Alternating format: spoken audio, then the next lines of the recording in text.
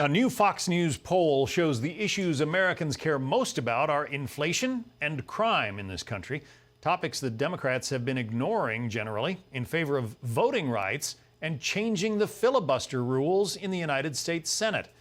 Let's bring in Tom Bevan, co-founder and president of RealClearPolitics. Does it suggest that there's a bit of a tin ear for what's on the minds of most Americans in the Democratic Party right now, Tom?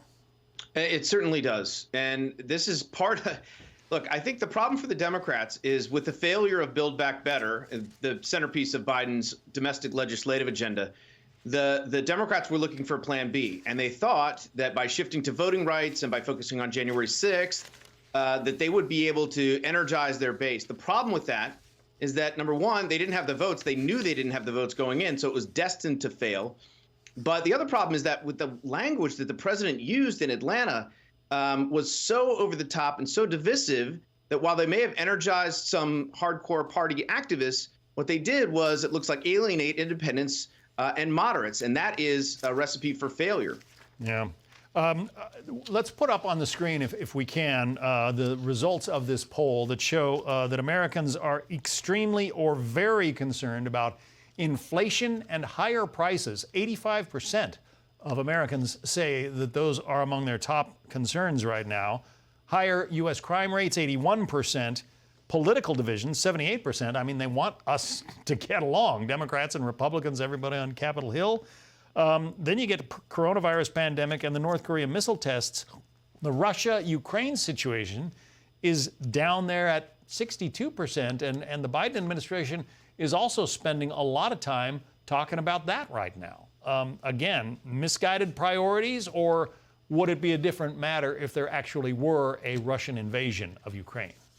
Well, there might be, and certainly events have a way of working themselves into the national consciousness. But the problem with, and a lot of folks say, look, a lot of Democrats will say, well, there's not a lot Biden can do. He doesn't control inflation. There aren't a lot of tools in his toolkit to deal with that.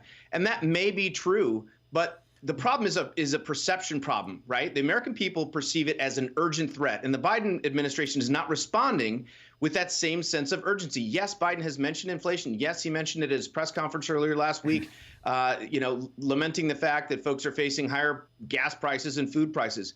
But where's the task force to tackle inflation? Where's the inflation czar? Where are the signals from the administration that they're treating the number one issue on the minds of the American public with the same level of urgency and priority? And it's just not there. It hasn't been there. And unless and until they change that, they're going to continue to suffer politically for it. Listen, I remember my very first adjustable rate mortgage was at 13%. That was in the early years of the Reagan administration. And Ronald Reagan, as president, managed to turn that situation around. Why can't Joe Biden? Well, he can. And look, there's still a lot of time before the midterm elections.